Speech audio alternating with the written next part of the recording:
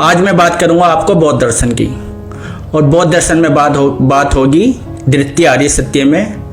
जो प्रतीतीय समुत्पाद को उन्होंने समझाया है और उसको समझाने के लिए जो द्वादश निदान चक्र का उन्होंने इस्तेमाल किया है। आखिर ये द्वादश निदान चक्र क्या है, पहले थोड़ा सा ब्रीफ में समझ लीजिए कि ये चार आर्य सत्य क्या है।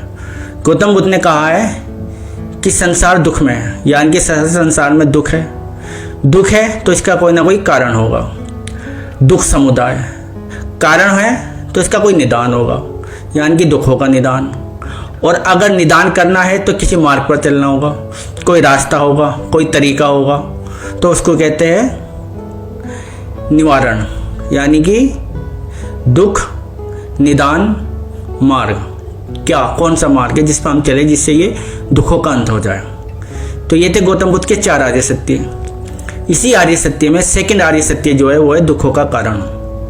यानी कि गौतम बुद्ध कहते हैं कि कोई भी घटना बिना कारण के नहीं होती है, यानी कि हर घटना के लिए कोई ना कोई कारण चाहिए।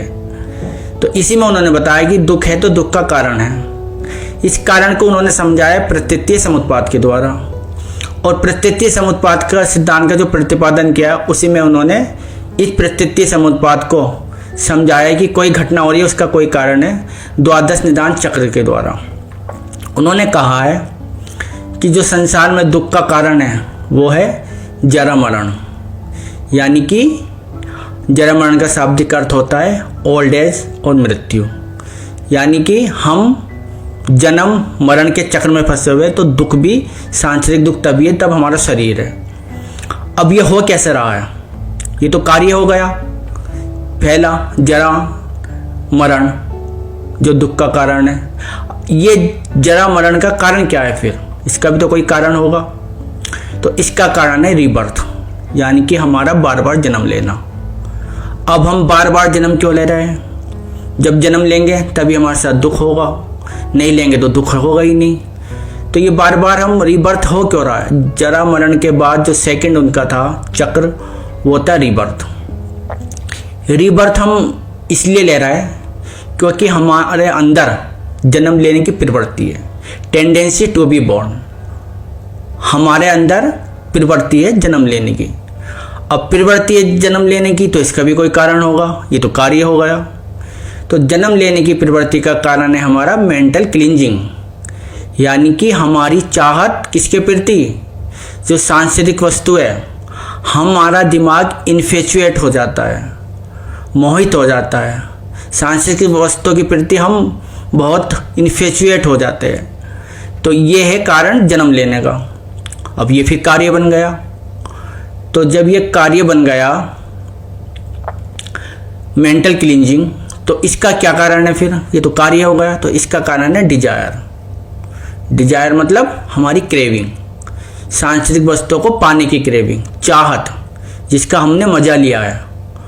अब मजा कैसे लिया, ये जो हमारी डिजायर है, हमारी क्रेविंग है, इस क्रेविंग का कोई ना कोई कारण होगा। तो इसका कारण है हमारा सेंस एक्सपीरियंस।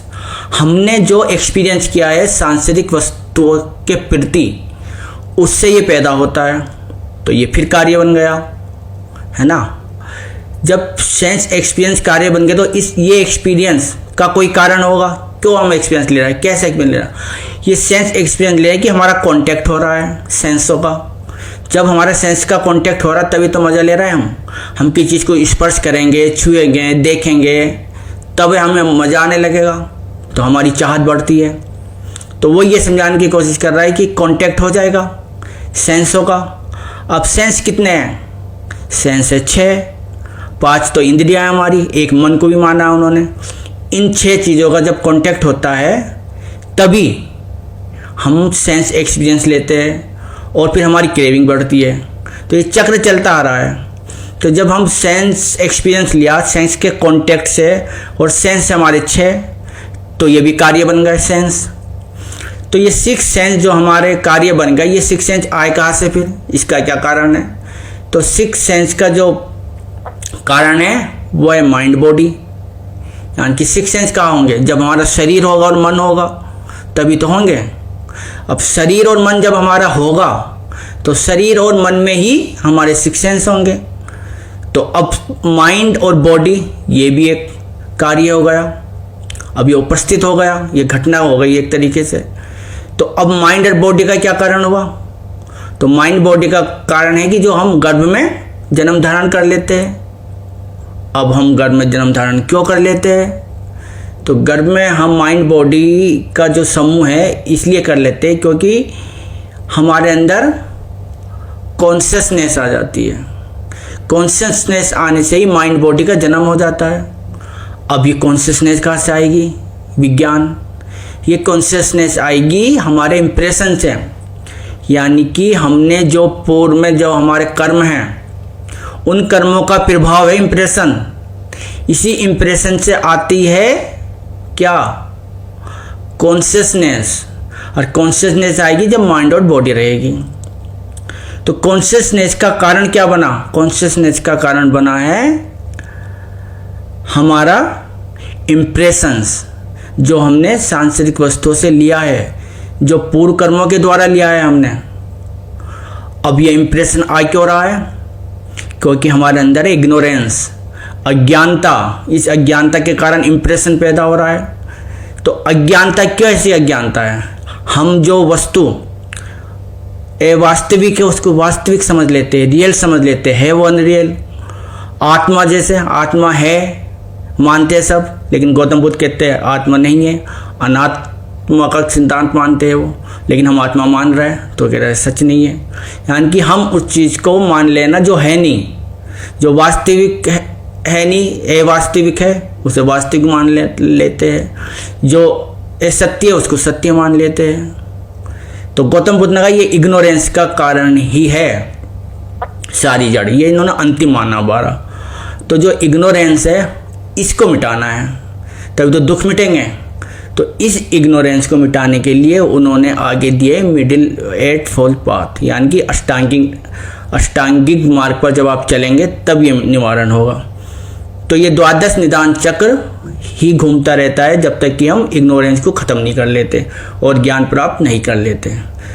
तो जो दुखों का कारण गौतम बुद्ध ने समझाया है द्वादश निदान चक्र के द्वारा, तो वो ये था। उम्मीद करता हूँ कि आपकी समझ में आ गया होगा द्वादश निदान कारण। ब्रीफ में थोड़ा सा मैं एक समझा देता हूँ दोबारा, कि गौतम बुद्ध कह रहा है कि दुखों का कारण है हमारा जन्म मरण। अब जो कारण है वो कार्य में घटित हो जाता है, तो कार्य बनते जा रहा है, कारण पैदा होते जा रहा है। तो जो हमारा जन्म मरण का कारण, जैसे मैंने बताया था, उसका जन्म मरण का कारण है कि हम बार बार जन्म ले रहे हैं। बार बार जन्म हम इसलिए ले रहे हैं क्योंकि हमारी चाहत हो रही है। चाहत इसलिए हो रही है क्योंकि हम उसके मानसिक रूप से उसके प्रति इन्फेक्शन हो गया, हमें मज़ा आने लगा। ये इसलिए आने लगा क्योंकि हमने उसका एक्सपीरियंस किया है सेंस के द्वारा, सेंस का कांटेक्ट हो गया वस्तु से, किसी को छुआ होगा, किसी को देखा होगा, किसी के प्रति उमंग हुई होगी। तो ये सेंस है हमारे अंदर, सेंस की वजह से ऐसा हो रहा है। इन सेंस जो हमारे अंदर है वो सेंस कहीं पैदा होंगे तो वो फिर कार्य बन गया, उसका फिर कारण कोई पैदा होगा। तो माइंड बॉडी में चेतना आएगी, कॉन्शियसनेस क्यों आएगी? कि इंप्रेशन हमारे पूर्व कर्मों का जो प्रभाव है, पूर्व कर्मों का प्रभाव बार बार इसलिए बन रहा है क्योंकि हम अज्ञानता की ओर है, यानी हम इग्नोरेंस है, हमें सच्चाई का पता नहीं, वास्तविकता का पता नहीं। तो ये इग्नोरेंस को हटाना है। तो इग्नोरेंस को हटाने के लिए फिर गौतम बुद्ध ने एक निदान बताया, निरोध बताया कि कैसे इसको हटाना है। तो यही था गौतम बुद्ध का द्वादश निदान चक्र, जो उनके सेकंड नोबल ट्रुथ यानी कि दूसरे आर्य सत्य में उन्होंने दुख के कारण को इस चक्र के द्वारा समझाया है। धन्यवाद। पसंद आए लाइक कीजिएगा और शेयर कीजिएगा।